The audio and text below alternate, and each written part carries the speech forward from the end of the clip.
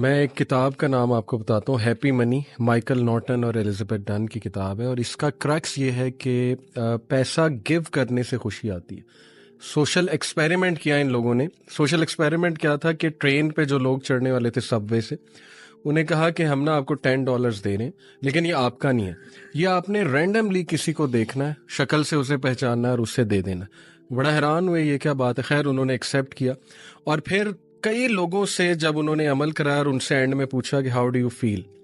تو they felt really good, excited, happy, ان کے ایموشنز بڑے زبردست ہو گئے۔ تو یہ کرکس اس بک کا یہ کہ پیسہ دینے سے جو ہے وہ خوشی بھی آتی ہے الحمدللہ۔ 2 آیات ہیں، لیکن دوسری میں انشاءاللہ جو سیکنڈ آپ راؤنڈ لگائیں گے اس میں بتاؤں گا۔ دونوں آیات جو ہے میں نے اس لیے سلیکٹ کی کیونکہ یہ دونوں مسائل ہیں یوتھ کے آج کل، ہم اس میں اکثر مغیرہ بات بھی کرتے ہیں، شہوات اور شبہات میں۔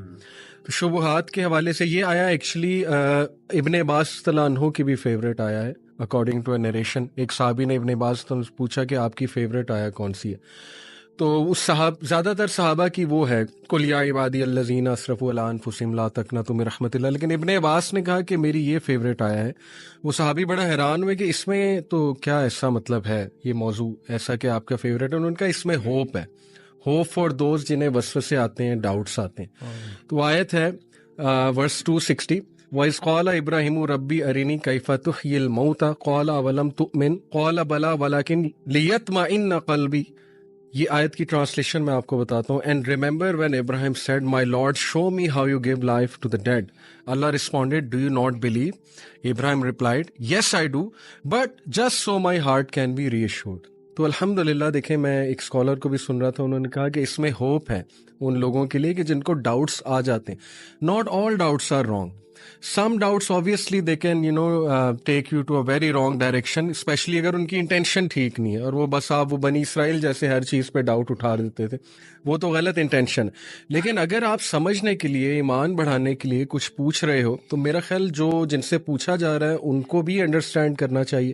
سب سے پہلے اس نے ظن ہی دینا چاہیے کہ یار یہ سمجھنا چاہ رہے ہیں، اور جو پوچھنے والا ہے اس کو بھی میں سمجھتا ہوں ہوپ فل رہنا چاہیے کہ ایمان ڈاؤن ہو جاتا ہے، ڈاؤٹس آ جاتے ہیں، لیکن یہ کہ پوچھو، کیونکہ ابراہیم علیہ السلام دیکھیے وہ اللہ کو کہہ رہے ہیں کہ اللہ مجھے آپ دکھائیں، میں بس ایمان کی تقویت جو ہے وہ چاہتا ہوں۔ لیکن پوچھنے کا مقصد جو ہے وہ ڈاؤٹ نہیں ہے، نہ ہی شک ہے جی، لیکن انکریز ان فیتھ ہے، انکریز ان فیتھ ریزلٹ ہے اس کا کے لیے انکریز کرنی، یعنی ابراہیم علیہ السلام کے اندر ذرہ برابر بھی شک نہیں تھا، ذرہ برابر بھی کسی قسم کا ڈاؤٹ کچھ نہیں تھا، لیکن صرف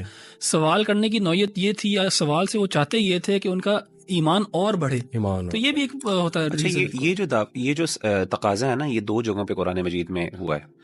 ایک تو تقاضا یہ سیدنا ابراہیم علیہ السلام کے بارے سے، اور ایک سیدنا موسیٰ علیہ السلام کا بھی۔ اچھا، ایک قوم کی طرف سے بھی یہ تقاضا موجود ہے، سیدنا عیسیٰ علیہ السلام کی قوم نے کہا تھا کہ انزل علینا مائدۃ من السماء، ٹھیک ہے۔ تو اصل میں ان سب آیات کا اگر آپ کانٹیکس دیکھیں نا، اور یہاں پہ جو آیات ہیں اس کے اندر اللہ نے سب سے پہلے قال اولم تؤمن، کیا تم ایمان نہیں لائے؟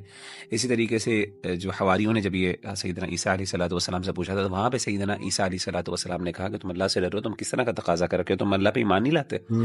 دونوں نے جواب یہ دیا کہ ہم اپنے دل کا اطمینان چاہتے ہیں، اور دونوں کو جواب ملا اللہ کی طرف سے۔ اس سے پتہ یہ چلا کہ اللہ تعالیٰ سے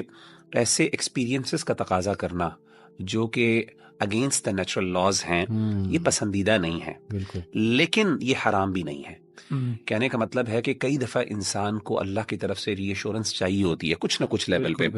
اور میں آپ کو بتاؤں، یقین کریں، انسان کوئی بھی ری ایشورنس علی بھائی نہیں دے سکتا۔ میں نے دیکھا ہے بڑے بڑے لوگ ہمارے پاس آتے ہیں، بڑے سمپل ڈاؤٹس ہوتے ہیں، بڑی مشکل، ہم بڑا اچھا ان کو اپنی طرف سے جواب بھی دیتے ہیں، سیٹسفائی ہو پاتے، they can not satisfy themselves. اس سے پتہ یہ چلتا ہے کہ معاملہ چونکہ دل کا ہوتا ہے نا، اور دل کا اختیار صرف اللہ کے، شرع صدر اللہ کے ہاتھ میں ہوتا ہے۔ اسی لیے جب تک اللہ کی مدد نہیں ہے، اللہ کی طرف سے انشراح نہیں پہنچے گا، فائدہ نہیں ہوگا۔ تو اسی لیے میں سمجھتا ہوں بھائیوں کو، دیکھیں اللہ کے ساتھ اور آپ کا تعلق ہے نا، وہ ایک پرسنل تعلق ہے، آپ اللہ کے ساتھ جو مرضی باتیں کریں، آپ کا تعلق ہے، ہم اس میں کوئی انٹروین نہیں کرتا۔ یہ تقاضے اللہ سے کرنے میں ایز لانگ اگر مقصد، جیسے انہوں نے کہا کہ دین پہ شک نہیں ہے اور اطمینان ہے، تو انسان بڑھانے کی اس دور میں خاص طور پہ میں سمجھتا ہوں اس دور میں جب اتنے ڈاؤٹس ہیں, اتنے مسائل, اور انسان اگر انفلوئنس ہو رہا ہے, اللہ سے دعا مانگے, اللہ مجھے دکھا. میں نے خود اپنے لیے کئی جگہ ایسے واقعات ہوئے, میں نے اللہ سے دعا کی اور میرے ساتھ ایسے ایسے واقعات ایکسپیرینشل, جیسے کہتے ہیں نا اللہ کی ایگزسٹنس کے لیے ایک ایکسپیرینشل ایویڈنس بھی ہوتا ہے آپ کا, کچھ ایکسپیرینسز ہوتے ہیں اللہ سے ایسے ایکسپیرینسز مانگنے, لیکن وہ راز میں رہنے چاہیے, وہ راز کے ہوتے ہیں اور وہ دلیل نہیں بنتے دوسروں کے لیے, بل وہ ایک لمبا ٹاپک ہے. بڑا یہ دعا بھی ہے نا, اللہم ارنا الحق حقا وارزقنا اتباعہ, ماشاءاللہ یہ بھی بہت زبردست.